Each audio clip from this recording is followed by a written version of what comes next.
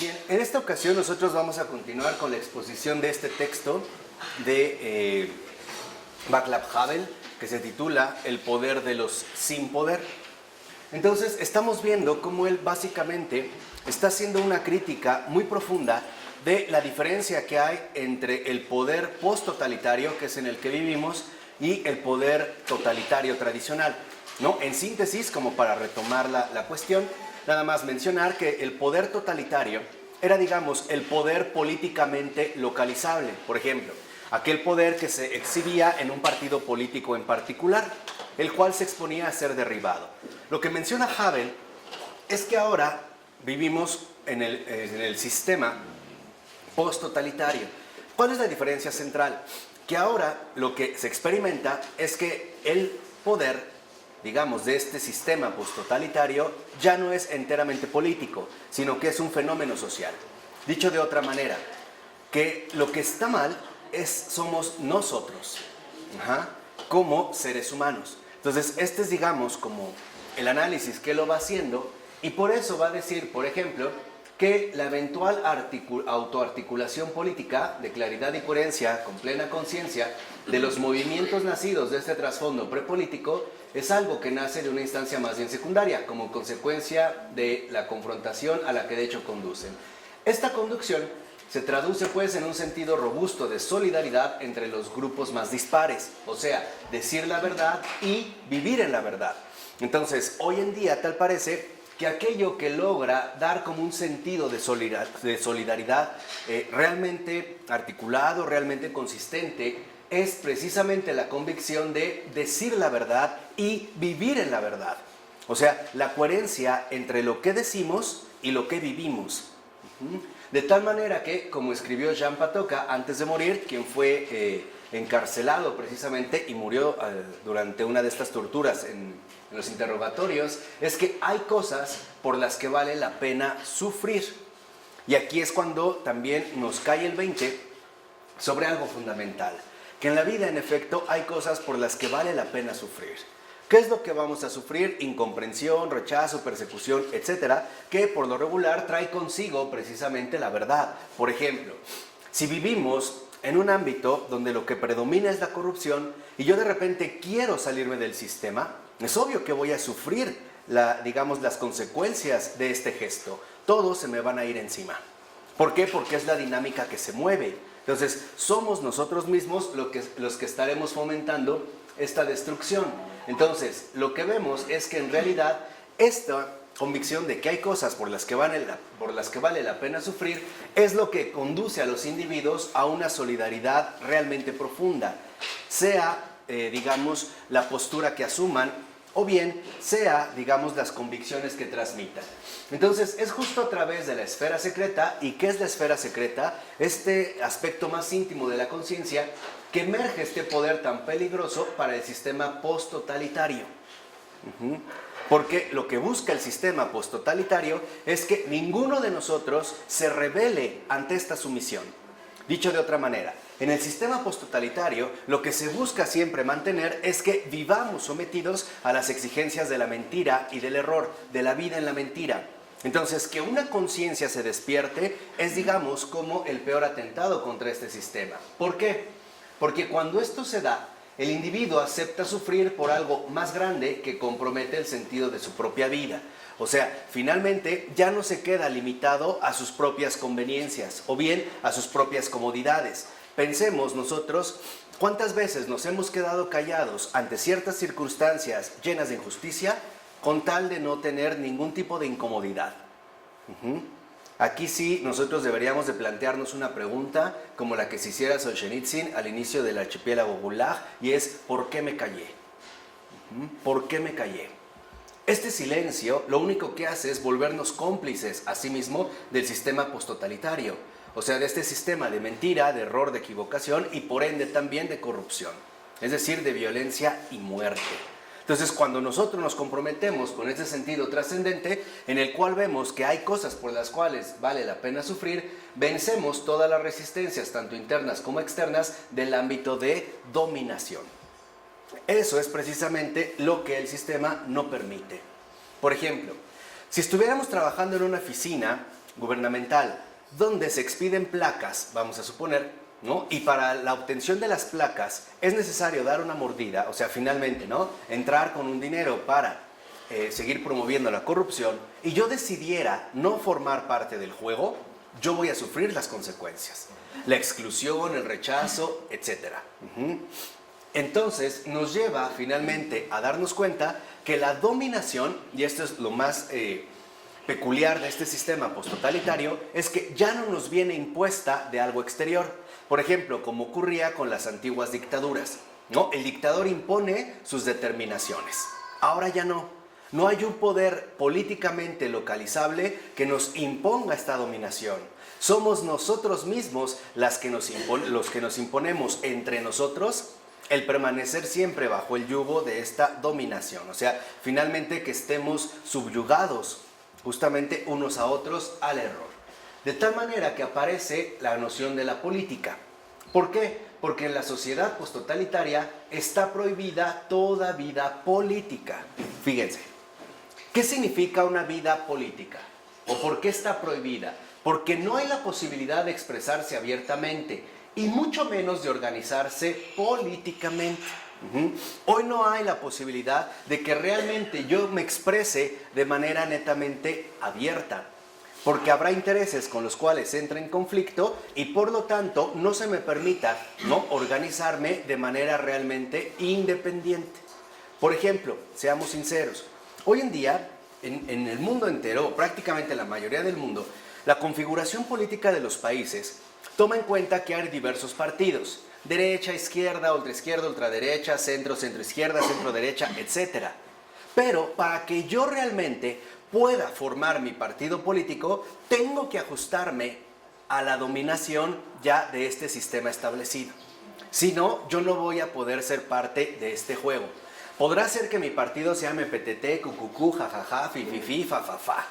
Pero finalmente, aunque yo diga ser un partido de oposición, estoy jugando exactamente las mismas reglas. ¿Para qué? Para generar la ilusión falsa de que hay realmente una apertura democrática, ¿no? Y que hay opciones que no te obligan, por ejemplo, a decidir por un determinado partido.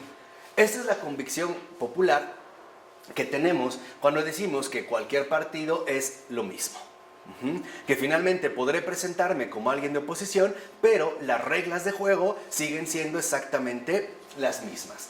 En esta situación, fíjense, baja el interés de las personas por los hechos de la política, como hoy ocurre. Hoy en realidad los hechos concretos de la política a muy poca gente interesan, básicamente a los políticos, al grado de que hemos llegado, por ejemplo, en este país, a percibir que cuando hay unas elecciones, sobre todo presidenciales, menos de la mitad es la que realmente participa de manera activa, o sea, la que realmente va a votar. A la gran mayoría, simple y sencillamente, estos hechos no le interesan. ¿Por qué? Porque está convencida que sea el partido que sea, va a cambiar el nombre, pero no el mecanismo. Cambiará el partido, pero no la dinámica. Entonces, a la mayoría de las personas, tal relación les parece algo irreal e inútil, algo abstracto, demasiado alejado de sus vidas cotidianas. O sea, simple y sencillamente empieza a crecer un profundo desinterés con respecto a la política, ¿no? Son situaciones que no vemos, por ejemplo, íntimamente vinculadas con nuestro acontecer cotidiano. Sin embargo, también en estas sociedades como las que vivimos, hay hombres y mujeres, grupos de hombres y de mujeres que no renuncian a la política como misión propia de vida. Entonces, aquí hay un aspecto fundamental. No podemos suponer ingenuamente que no hay que ingresar en la política porque es un medio absolutamente corrompido. No, hay quienes tienen como misión entrar a la política. El propio Havel fue uno de ellos. Una misión que él no esperaba y que jamás hubiera considerado algo concreto. Entonces, tenemos que aprender, como lo indica Havel, que cada uno de nosotros está llamado a realizar su misión en el ambiente en el que le toque. Porque si damos por hecho, por ejemplo, que el ámbito de la política está absolutamente corrompido y nadie entra para llevar en la política una misión propia de vida, ¿cómo se podrá ayudar a ese entorno? Es como dejar que esto siga, finalmente, ¿no?, su camino desviado. Entonces, y que de un modo u otro tratan de tener un pensamiento político independiente, expresarse con valentía y eventualmente también intentar organizarse. ¿Por qué? Porque esto forma parte de su vida en la verdad.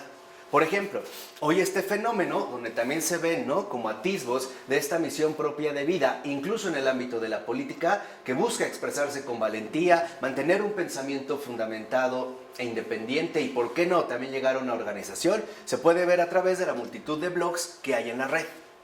O sea, si no lo puedo hacer a través de los espacios oficialmente determinados, hoy tenemos otro espacio, el espacio cibernético, donde no es posible limitar, por ejemplo, esta capacidad de expresión, aunque aún así se lleva a cabo, ¿no? Se sabe que han habido tanto sitios web como blogs donde hay un verdadero pensamiento político que son finalmente bloqueados, o que son finalmente, en este sentido, reprimidos. Y ya es algo extraordinariamente importante y bello que haya este tipo de hombres y que trabajen. ¿Qué hay aquí, digamos, de fondo? Un llamado al compromiso. En las clases anteriores de Havel, yo les había dicho que ya no podemos seguir callados ante todo lo que pasa, porque entonces la omisión se convierte en un fomento de la propia destrucción. O sea, necesitamos nosotros poner manos a la obra, donde quiera que sea. Siempre, digamos, a favor de la vida en la verdad. Hoy sabemos que este compromiso llevará secuelas fundamentales que nos van a perjudicar. Pero acuérdate, hay cosas por las que vale la pena sufrir. A lo mejor uno va a padecer. Pero ese padecimiento puede ser un acceso fundamental para los que vienen atrás, logren llegar más allá de tu propio inicio. Entonces, por eso Havel insiste en que es muy importante y bello que sí haya este tipo de hombres y además que trabajen. O sea, nosotros de ninguna manera podemos entrar a militar en el campo nefasto del desinterés. Decía Chesterton, no hay cosas sin importancia, solo hay hombres que no les importa nada. Eso sí. Entonces debemos de considerar que todos los ámbitos, por ejemplo, que configuran nuestra realidad actual son relevantes, porque de alguna o de otra manera terminan reflejándose en nuestra vida ordinaria. Entonces hay un llamado al trabajo. Vamos, aunque Havel no lo dice abiertamente, decir que trabajen es decir que hagan su misión. Decir, es importante y bello que haya este tipo de hombres y que trabajen, es decir, que los hombres realmente realicen su misión propia de vida, aun cuando esta misión propia de vida sea en el ámbito de la política. Y dice Havel, en los momentos más difíciles, estas personas comprometidas con su misión de vida garantizan la continuidad de la reflexión política correcta. Y si algún movimiento político real, nacida de esta o de aquella confrontación prepolítica, comienza de pronto a reflexionar bien y a incrementar de este modo sus posibilidades de algún tipo de resultado, esto solo puede ocurrir, y quizá ocurre, precisamente gracias a estos combatientes. Vamos a decirlo así, ¿cómo carajo estamos esperando un cambio en el mundo si nosotros no hacemos el combate adecuado? ¿Cómo quiero que la política cambie si no fomento que aquellos cuya misión de vida es estar en la política no ingresan? Sino que más bien les digo, no, mira, no te metas, es caso perdido, no vale la pena, las cosas no van a cambiar, etc. Acuérdense, Havel también nos dijo ya claramente que la principal estrategia que se utiliza en este sistema posttotalitario es el desánimo. El hacernos creer que hagamos lo que hagamos no va a pasar absolutamente nada, que no vale la pena realizarlo, que todo está mal, que nada funciona. Dice, esa es la manera con la cual de antemano buscan ganar la batalla. Entonces, ¿de qué se trata? Vean la expresión tan profunda que utiliza Havel. Son generales solitarios sin soldados. Pero son generales. ¿Qué quiere decir? Que sus soldados no están presentes con él en este momento. Pero él pone las bases para que después, ahora sí, aquellos entren en acción. Dice que, a pesar de todos sus sacrificios, han mantenido en pie la continuidad de la reflexión política, cuyo proyecto y movimiento enriqueció en su momento justo. Entonces, podríamos decir esto.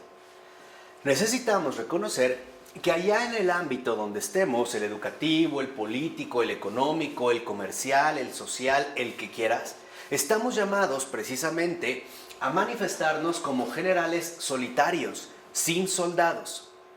No esperen de antemano que va a haber un apoyo a favor. Más bien, va a haber una oposición rotunda. Pero, ¿cómo esperamos un cambio si nosotros no estamos dando el primer paso? ¿Sí me explico? Quiere decir que cada uno de nosotros está llamado a organizar un ejército que por el momento no está conformado. Y estamos llamados a establecer, digamos, ¿no?, un plan general donde esta acción se vea reflejada en el bien de los demás. De hecho, va a decir Havel, incluso parecía que sufrían en vano. O sea, que todos sus esfuerzos eran ¿qué? Inútiles. Piensen en Pavel Florensky. ¿Qué parecía en realidad? Él es un general solitario sin soldados. En su momento, ¿quién se afilió a Pavel? Nadie. Es más, ¿quién lo reconoció de manera generalizada? Nadie, casi nadie. Parecía que sus sufrimientos eran en vano y que todos sus intentos eran evaluados como ridículos intentos destinados más bien al fracaso. A lo que hoy llaman, por ejemplo, los idealistas, ¿no? Es que yo sí creo que las cosas van a cambiar. Ay, no, por favor, no me vengas con eso. Esto nunca va a suceder. No lo hagas. ¿Por qué? Porque la vida en la mentira siempre nos va a tratar de convencer por todos los medios posibles que no hagamos nuestra misión. Y esto Havel lo sabía muy bien. Por ejemplo, si tu misión es ayudar a gente, la vida en la mentira te va a decir, ¿para qué si ni te lo van a agradecer? Al contrario, te van a ver la cara de tonto. Mira cómo te están robando, mira cómo te están quitando. No sigas, no esto, no el otro. Y tú te vas a dar cuenta cómo la gente que te rodea, y especialmente mucha de la gente más cercana, es la que principalmente buscará ser un obstáculo para ti. Porque no tiene una comprensión amplia de lo que ahí está en juego. Lo mismo, por ejemplo, cuando en una pareja alguien busca reestructurar la relación y no falta la amiga, el cercano, tu hermana, que llega y te dice, ay, ¿para qué la aguantas? Mándala al carajo. Búscate otra y listo, se acabó. ¿O no? Seamos sinceros, a esto nos vamos a oponer. ¿Por qué? Porque la vida en la mentira, ¿no?, o la muerte, vamos a decir, la mentira en sí, sabe que cuando tú no haces tu misión, se pierde muchísimo, muchísimo. Cuando tú no cumples tu misión, comprometes injustamente el destino de miles de almas, que es lo que está en juego, No creas que es 1, 2 o 3, son miles. Y cuidado, porque la mentira siempre está sobre las cabezas grandes. ¿Y qué les dije? Si nosotros somos los generales, entonces se va a ir precisamente sobre ¿quiénes? Sobre nosotros. Tratando de meter discordia, chismes, engaños, falsedades, porque lo que la mentira, el dominio, la sumisión en la que nos tiene la mentira, nos está repitiendo continuamente, no lo hagas. ¿Cuántas veces, por ejemplo, despertaste con la buena intención de ir a arreglar las cosas con tu hermano o hermana que llevas años peleado? Y de repente bañándote, te vino un pensamiento de cómo te había tratado mal, el daño que te había hecho, y te susurró, no lo hagas. Y te secaste y dijiste, sí, ¿yo por qué? Que él venga si quiere, bla, bla, bla. Y rompiste con el ímpetu de la verdad. Es decir, fuiste vencido. Entonces, dice Havel, no obstante, a pesar de que parezca un ridículo intento, destinado más bien al fracaso, sí que da sus frutos. La investidura moral de sus sacrificios pasados. Y acuérdense también, ¿qué nos dijo Pavel Florensky? El pasado no pasa del todo, ¿no? Y son ellos justamente los que enriquecen el movimiento de la verdad con su experiencia de vida y su respectiva reflexión. Nosotros añadimos, Florensky, por ejemplo. Ahí tendríamos un testimonio muy vivo. Entonces, estos generales solitarios sin soldados son los reales amigos de la humanidad entera. ¿Por qué? Porque trabajan y se sacrifican por ella. Esta es la gran diferencia entre el mundo pasado y el mundo actual. Hoy la mayoría busca trabajar. Es más, hoy la mayoría necesita trabajar o necesitamos trabajar, pero muy pocos están dispuestos a sacrificar. Eso no. Hoy en día estoy dispuesto a trabajar, a esforzarme, pero a sacrificarme por el bien de los demás, eso no. Entonces pasamos de ser generales solitarios sin soldados a ser esclavos de la sumisión, a ser finalmente, ¿no?, enemigos de la verdad. Porque aquí es donde nosotros debemos de entender el sello fundamental de nuestra misión, y entiéndanlo bien. Acuérdense, está escribiendo un católico, y acuérdense que no es un católico cualquiera. A partir de este católico y de este escrito, que es realmente muy breve pero luminoso, se pudo realizar la revolución de terciopelo. Y la ex Checoslovaquia pudo, digamos, liberarse del yugo que le estaba imponiendo el régimen soviético. Ahora, entendamos el sello fundamental que aquí ha quedado impreso, y es el sello cristiano. Cristo aparentemente murió, bueno, sí murió como un fracaso humano. Murió en la cruz y no pasó absolutamente ¿qué? Nada. Ahora, a partir de este aparente fracaso, de este fracaso concreto asumido según los criterios humanos, ¿cuántos frutos no ha dado desde entonces? Incontables. Este es el sello cristiano. Por eso, cuando nosotros de antemano queremos alcanzar una especie de victoria histórica, nos estamos equivocando, porque no es el llamado profundo al que se nos ha invitado. A lo que se nos ha invitado es a mostrar precisamente lo contrario, que los grandes triunfos históricos no son los grandes triunfos de Dios. Por ejemplo, velo nada más en la historia reciente del siglo XX. ¿Quiénes son los grandes personajes históricos? ¿No son una bola de asesinos y de criminales sofisticados que han arrastrado a pueblos enteros con ellos?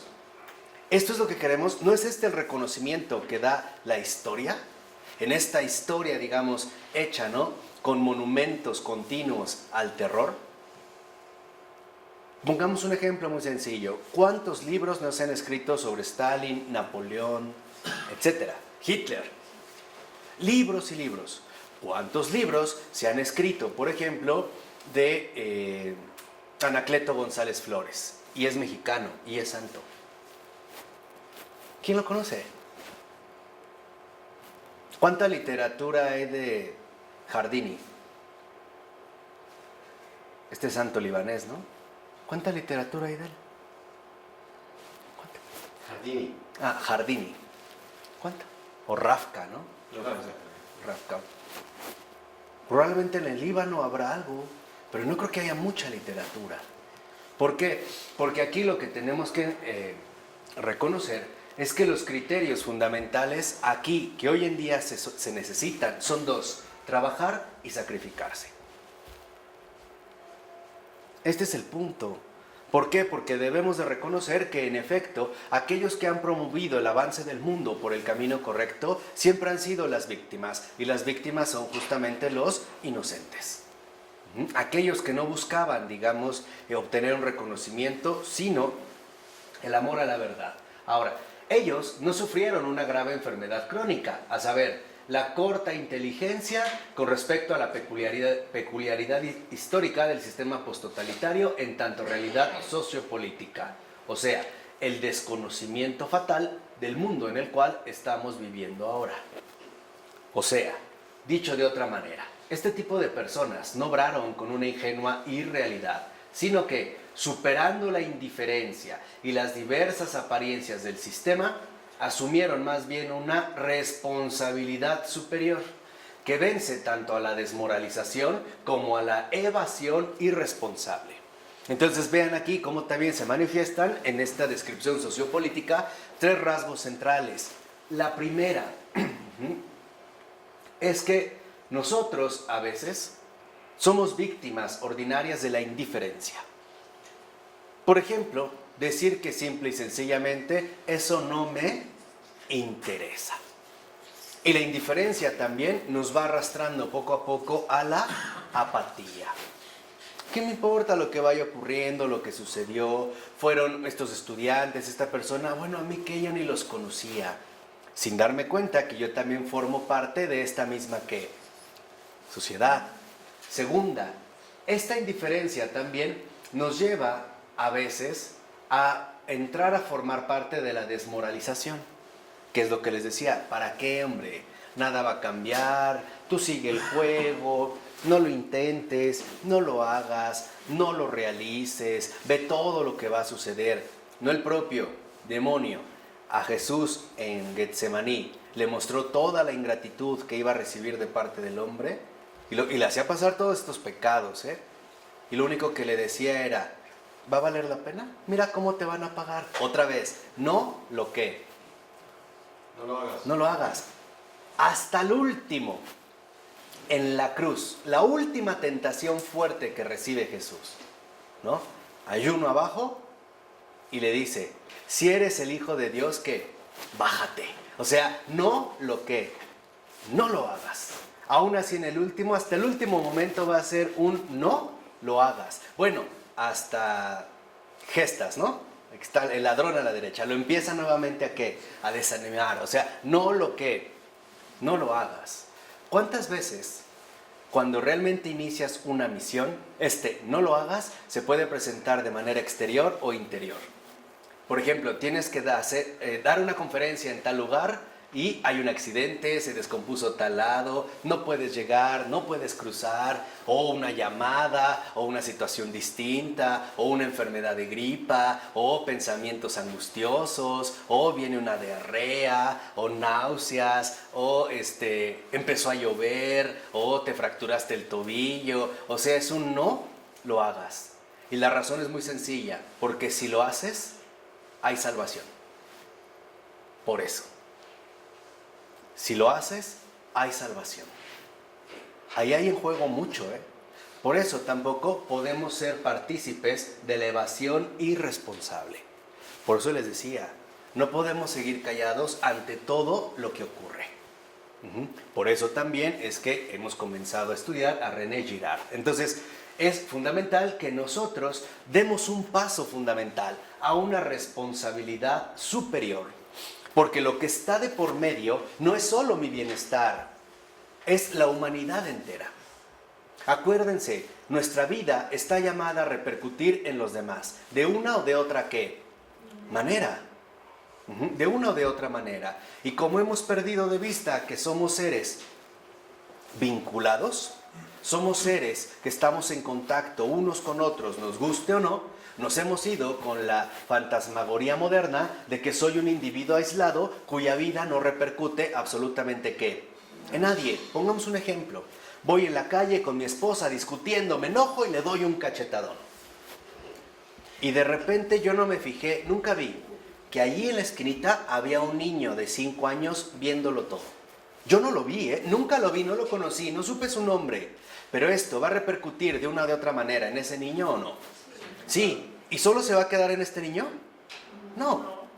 Así que lo que tenemos ahorita que empezar a pensar es lo siguiente. ¿Y nuestra vida cómo ha repercutido en los demás? ¿Qué habrán recibido los demás de cada uno de nosotros? ¿Qué es lo que realmente han recibido? Aún sin darme ¿qué? Cuenta. Por eso se los vuelvo a repetir. Cada uno de nosotros, cuando entregue cuentas, va a entregar cuentas de un montón de gente que ni siquiera conoció, que ni siquiera vio, en su vida vio. Va a decir, ¿y este quién es? ¿Y este quién fue? Yo no sabía, no supe. Y no sabías por la evasión irresponsable. Entonces, esta responsabilidad superior es darme cuenta que mi vida está llamada a una trascendencia fundamental. Entonces, lo que vemos es que ellos, o sea, las personas comprometidas, advirtieron claramente que es todo distinto y que en realidad hay que hacerlo todo de manera que distinta, salirte del sistema, romper la dinámica del engaño, salir de una vez con la inercia, ¿no?, a la que impone cada vez el error constantemente. Percibieron que en efecto hay que hacerlo todo de manera que distinta. Les voy a poner un ejemplo muy sencillo. ¿Por qué hoy nos pueden asaltar en pleno día con absoluta impunidad. Porque nadie interviene. Exactamente. Porque nadie hace ¿qué? Nada. Al contrario, lo están asaltando. No, vente para acá, no me vaya a asaltar a mí. ¿Qué quiere decir? Que hoy vivimos constantemente una desprotección total. Por eso pueden entrar, como acaba de ocurrir, y por eso les dije, no podemos callarnos. Y me lo dijo una alumna mía del colegio donde doy. En la semana pasada llegaron 40 personas armadas a una guardería a robarse 40 niños. Uno por delincuente. Ya aparecieron 3, sin ojos y sin órganos. ¿Y quién hizo algo? ¿Quién vio algo? No, es que ¿para qué? Eran muchos.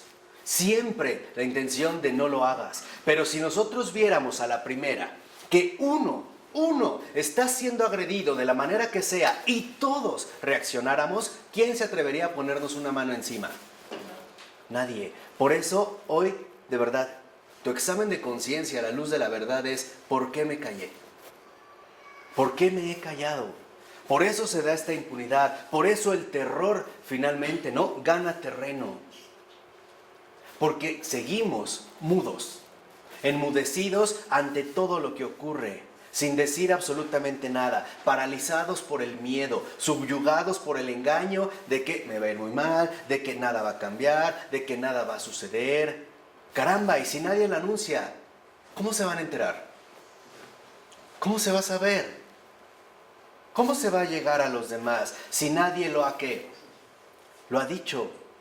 Por ejemplo, ¿cuántas veces a lo mejor la esposa está viviendo un real infierno con el esposo y siempre que llega la mamá, ¿cómo estás? Bien. ¿Cómo está todo? Bien. A ti siempre te preguntan, ¿cómo estás? ¿Y qué respondes? Bien. ¿Cómo te ha ido? Bien. ¿El trabajo? Bien. ¿Todo bien? Perfecto. O sea, ¿no está pasando qué? ¿No nosotros somos cómplices también de esta continuidad? Y siempre nos quedamos ¿qué? Un ejemplo muy sencillo hasta para que vean. Los vecinos están peleando. Shh, cállate, a ver, escucha. En lugar de intervenir, a ver, bájale a la tele, a ver, mira, hoy no, ya se están rompiendo los platos. Ay, no, ya se están golpeando. Ay, no, ay, qué miedo. No, mejor apaga la luz para que vean que no hay nadie. O sea, entramos en esta dinámica ridícula, ¿eh? Ahora, ¿por qué? ¿Por qué se dan cuenta de esto? Porque no están obstaculizados ni enceguecidos. Tienen luz. ¿Qué nos dijo Jesús? Tienen ojos y no ven, oídos y no oyen, se hacen los sordos. Hoy podemos decir, hoy tienen ojos y no ven porque solitos se los tapan. Tienen oídos y no oyen porque solitos se tapan los oídos. Tienen boca y no la usan porque solito es cállate. Si tú vas en un transporte público y ves que alguien está agrediendo a otro, tú mismo es, no, cállate, no digas nada, mejor me hago el que no vi o de inmediato me bajo. Cobardía. Porque así tiene que ser, decía Solzhenitsyn, ¿no? De la oveja mansa vive el lobo. ¿Entienden por qué el Papa Francisco nos dijo el año pasado? Ser manso no es ser menso, ¿eh? Y hoy la verdad es que nos hacemos mensos. Nos estamos haciendo muy mensos. Entonces, y por lo tanto, ligados a los razonamientos políticos y sociales basados en la convencimiento generalizada. Dicho brevemente, están al emerger de la vida en la verdad, más abiertos a la realidad en general, tal como es. Porque muchas veces hablo con gente y me dices, ¿qué quieres? Así es la vida. No, no es cierto. Así no es la vida. No te dejes engañar. Así no son las cosas. Que ahorita se estén dando de esta manera es algo distinto. Pero las cosas simple y sencillamente no son así. Y el ejemplo más claro que tenemos para comprobarlo es que intuimos cada uno en conciencia que algo anda mal. Si no, entonces, ¿por qué buscamos que las cosas cambien? ¿Por qué anhelamos un cambio? ¿Por qué esperamos una mejora? ¿Por qué tenemos una esperanza en que algo se modifique? Entonces, lo que necesitamos también es lograr esta apertura, liberación. Para que ya no vivamos confundidos sin poder distinguir, ¿no? O captar mejor lo que se puede y se debe hacer en realidad y en la realidad. Porque también tendemos a ser como bien irreales, ¿no? plantear proyectos sin atender a nuestra situación concreta. A veces queremos que todos cambien, pero ¿cómo van a cambiar si nosotros no hemos cambiado? Si no hemos mostrado que en efecto las cosas sí pueden ser de una manera totalmente ¿qué? Diferente. ¿Quién ha dado el ejemplo? ¿Quién se ha dado ese paso al frente para mostrar y decirnos, miren, las cosas no son así? ¿No nos había recordado esta frase del cuento de Hans Christian Andersen, del rey está desnudo? Nos habían hecho creer que era un rey invencible. No, está desnudo y está igual de feo que cualquier persona. El rey está desnudo. No hay que tener ¿qué? Miedo. No hay alternativa. Hoy la imagen de un mundo político alternativo, aunque fuese el más ideal, no es el que de verdad sería capaz de tocar la esfera secreta, de inflamar hombres y colectividades y así despertar un movimiento tanto político como social en verdad real. O sea, no podemos seguir yéndonos por ideales sin fundamentos. En todo caso, dicho modelo alternativo sería tan solo una nueva variante del sometimiento del hombre. O sea, porque no está basado en lo real, en la realidad concreta. Hoy quizá no estaría de más mencionar a San Máximo el Confesor. ¿Por qué? ¿Ustedes saben qué le pasó a San Máximo el Confesor? Pues deberían, porque es un ejemplo para estos tiempos.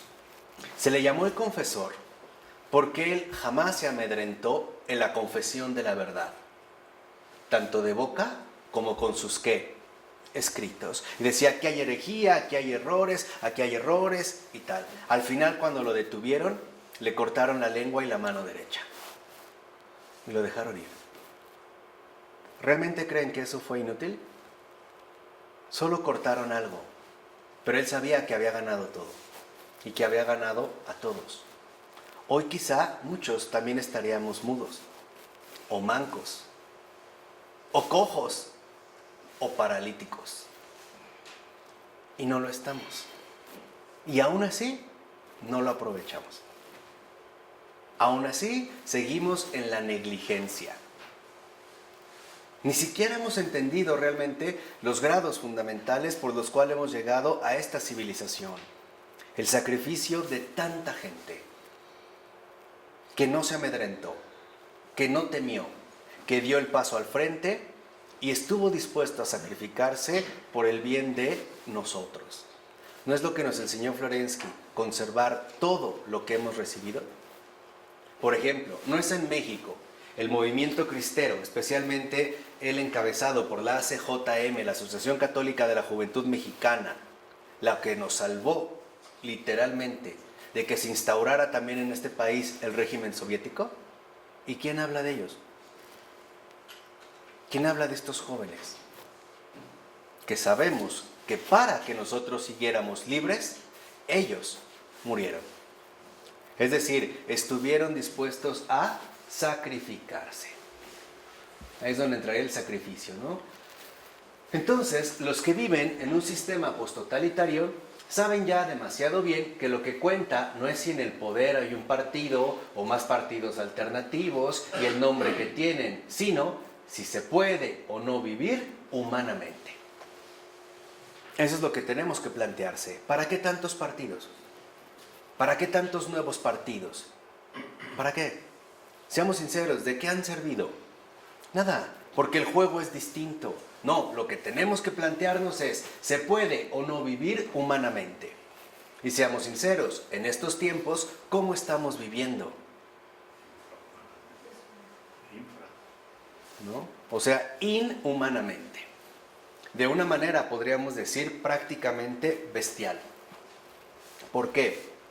Porque también tenemos que entender hoy en día en qué consiste la violencia. La violencia es una tendencia cada vez más hacia lo peor. Esa es la violencia, ¿eh? Esa es la violencia de estos tiempos. Tendencia hacia lo peor. Esta es la violencia. Tú date cuenta en la manera de los asaltos, los crímenes, los robos, las destrucciones. Cada vez hay una tendencia dada hacia lo peor, ¿no? Es esta tendencia. ¿Y a costa de qué? De nuestro propio tipo de vida. Entonces, librarse del lastre de las costumbres y de las categorías políticas tradicionales, abrirse totalmente al mundo de la existencia humana y sacar sin más las conclusiones políticas de este análisis, no es solo más políticamente realista, sino que también es política y socialmente más rico en perspectivas. Y eso es también lo que hoy en día cada uno de nosotros requiere. Tomar en cuenta estas perspectivas profundas que de una u otra manera a cada uno de nosotros afectan. ¿Por qué, por ejemplo, no? Para los que siguen este canal, ¿por qué hemos dado cursos de Freud, de Bauman, de Girard, de Charles Taylor, de Florensky? Porque también dijimos, no solo queremos transmitir un mensaje cristiano, queremos también ayudar a que se reciba, tomando en cuenta todas aquellas dimensiones que están implícitas pero no se mencionan. Todas esas fuerzas operativas ocultas. Porque hoy, seamos sinceros, la tarea es doble. No solo se trata de anunciar a Cristo, se trata de dejar en condiciones a los demás para que lo reciban. Y este es otro trabajo. Es decir, esto es otro sacrificio. Por eso, en gran medida, hoy, hay que ser sinceros, muchos de los sermones que escuchamos son estériles. Porque no han, primero, abonado la tierra donde esta semilla va a germinar. Son palabras que se vuelven como papeles, ¿no? Vuelan, vuelan y caen. Cuando el Papa Francisco dijo, el pastor debe oler a oveja, lo que nos está diciendo es, tiene primero que estar en el campo. ¿Preparar el qué? El campo. Hoy hay mucha gente que se dice, ¿no? Dar el evangelio y avienta semillas, pero ni se ha fijado en dónde. A veces yo pienso que es como una persona que trae manzanas en una cesta, en una bolsa, y ve a alguien y le dice, toma tu manzana, pero ni siquiera se fijó a ver que la persona no tenía brazos. Y se le cayó. Y a la otra, toma tu manzana, la otra no tenía dientes. La otra no tenía piernas, entonces no se pudo ir por ella. Otra ya no tenía estómago, se le estaba acabando en un cáncer. Pero eso sí, damos mucho. ¿Y cuánto preparamos? Hoy en día la tarea es doble. Preparar el terreno. Es decir, preparar a las almas para su encuentro con el Señor. Desde todas las perspectivas, desde todos los ámbitos posibles. Lo que queremos es entonces un cambio a mejor en las estructuras, que sea real, profundo y estable. Tiene que partir del hombre, o sea, de la situación real en la que vivimos, de la reconstrucción sustancial de su posición en el mundo, de su relación consigo mismo, con los otros hombres y con el universo. O sea, tiene que partir de la verdad, tiene que brotar de la verdad. Dicho brevemente, hay que partir de un cambio profundamente existencial y moral de la sociedad, en tanto expresión de una vida que cambia. Y seamos sinceros, ¿cuál es este cambio profundamente existencial y moral de la sociedad? ¿No es la conversión? ¿No será realmente el encuentro con Cristo? ¿No será realmente la respuesta a la llamada de Cristo, ven y sígueme? He aquí que vengo y toco. Díganme, ¿qué otra opción hay? Porque se han buscado. Se han dado a través de las tecnologías. No nos humanizaron. Han tendido más bien a deshumanizarnos. Se han dado a través de la fabricación de medicamentos o drogas. Tampoco funcionaron. Se han dado a través de prácticas, ¿no?, de autoensimismamiento de origen oriental. Tampoco nos ayudaron. ¿No será que lo que estamos haciendo es buscar lo que no hay y en donde no lo hay? ¿No será que nos parecemos a estos que están buscando en la tierra pero no saben qué? Cuando no nos hemos puesto a recapacitar que lo que buscamos ya lo tenemos, que es el amor de Dios. ¿No será que estamos como evadiendo aquello que de hecho ya poseemos, aquello que de hecho ya nos corresponde? Y seamos honestos, Havel dice, pues solo con una vida mejor se puede construir también un sistema mejor, social, político, económico, artístico, etc. ¿Y de dónde realmente viene una vida mejor? Solo del cielo, ¿no? No hay otra vida mejor. Cualquier vida que no venga del cielo es peor. En serio, búscale por donde le busques. Ve bien su secuencia, su desarrollo, su conclusión y verás que cualquier vida que no viene del cielo es peor. Para nosotros lo que cuenta es lograr vivir dignamente y por tanto que el sistema esté al servicio del hombre y no el hombre al servicio, subyugación del sistema, que es la gran diferencia. Finalmente, ¿no el Señor nos quiere libres? ¿Libres de qué? De esta subyugación, libres del error, para que podamos dar esos enormes frutos que Él bien conoce. Y por eso luchamos con todos los medios con que contamos y podemos, y con los que tiene sentido luchar a la luz de la verdad. De una manera concreta, de una manera también realista. O sea, tenemos nuevamente que recapacitar y darnos cuenta que estamos en combate. Estamos en lucha. Y es justo por esta lucha por la que nos damos cuenta que hay cosas por las que vale la pena sufrir. ¿Esto qué va a dar como resultado? Una profesión especial. ¿Cuál es esta profesión? El disidente. Porque en general se adquiere conciencia de ser un disidente cuando ya se es desde hace tiempo, y esta postura es la conclusión de sus concretas tomas de postura en la vida.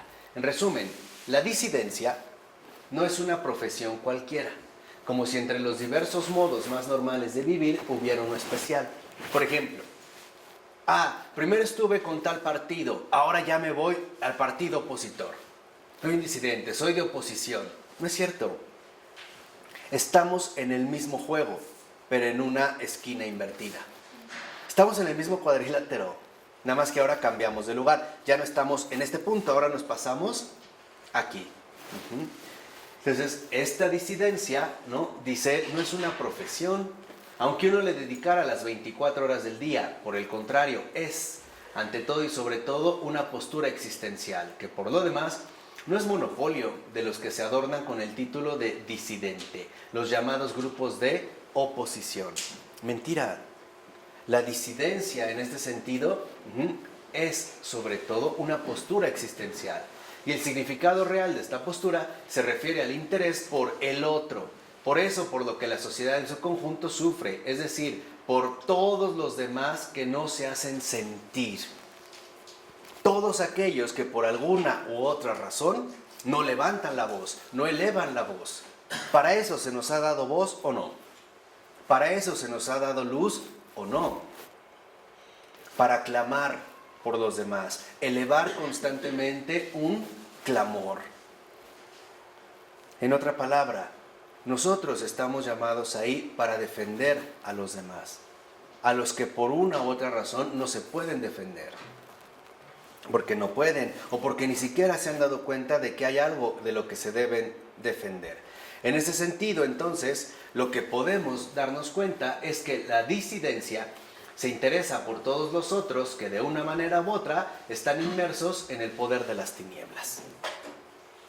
Y eso es algo que Havel dice, El disidente, el verdaderamente disidente, es el que realmente se preocupa en rescatar a todos aquellos que están inmersos en el poder de las tinieblas.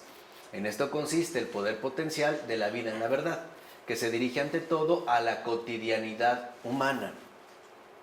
¿Cuántas veces hemos conocido a mucha gente que está subyugada por este poder de las tinieblas, en sus equivocados criterios de vida ordinaria, en la manera tan errónea de llevar su propia relación personal, sus criterios, por ejemplo, de vida, sus relaciones laborales, su elección de amistades, su desarrollo profesional, su desorden emocional, su extravío intelectual? ¿A cuánta gente conocemos así? ¿No es mucha? Lo que dicen, lo que hablan, lo que menciona. Los disidentes son pues gente común, con preocupaciones comunes. Pero se diferencian de los demás porque dicen en voz alta lo que los demás no pueden o no tienen el valor de decir. Dicen en voz alta. Por eso les decía que nosotros ya no podemos seguir finalmente en estas posturas de complicidad silenciosa. Por eso les decía que recuerden a San Máximo el Confesor, sin lengua y sin mano. Y gracias a ello hay frutos extraordinarios. Entonces, en síntesis, y ya con esta creo que es con la que terminamos, los disidentes asumen un compromiso definitivo e irrevocable, la aspiración de servir a la verdad como coherencia y decisión y de organizar, articular este servicio. Y dicho servicio a la verdad constituye el gran problema de la vida. Si tú realmente te opones a la mentira, es porque te consagras a la verdad. No hay otra opción. No hay otra posibilidad, y menos ahora. Un problema que en último término se resuelve únicamente a través de una fundamental disyuntiva. ¿Sí o no? Si realmente buscas este servicio a la verdad o no. No puede ser algo intermedio, porque de otra manera, entonces finalmente no habría un real avance. Y no hay gradaciones posibles al respecto en términos de más o menos. El Señor lo dijo muy claro. Cuando digan sí, es sí. Cuando digan no, es no. Con todas las implicaciones que conlleva. Vamos a aterrizarlo, sí, es la última, en un aspecto bien central. Cuando una pareja, por ejemplo, termina y regresa, lo único que hace es autodestruirse lentamente por no mantener esta decisión profunda. Cuando ustedes digan sí, es sí, asumiendo todo lo que eso conlleve, bueno y malo, difícil y fácil, pero hemos dicho sí, hasta el final. Acuérdense, aunque no pueda, aunque no quiera, aunque me muera. Y cuando digan no, es no, hasta el final. Con todo lo que implique, con todo lo que conlleve, aunque no pueda, aunque no quiera, aunque qué, aunque me muera. Si yo le dije no a la mentira, es no. Es no. Pasa las primeras turbulencias, verás que después se aclara el panorama. Acuérdate, cuando tú has tomado una decisión firme, y eso es también en parte lo que nos enseña Václav Havel, cuando tú has tomado una decisión firme por la verdad, no estás solo, Dios está contigo. Y ese es el poder de lo sin poder. Dios con nosotros. Ese es el no tengan miedo. Ese es el invencible, el increíble, el sorprendente. Pero hoy podemos darnos cuenta de una realidad, que poca fe tenemos, que poca es nuestra fe.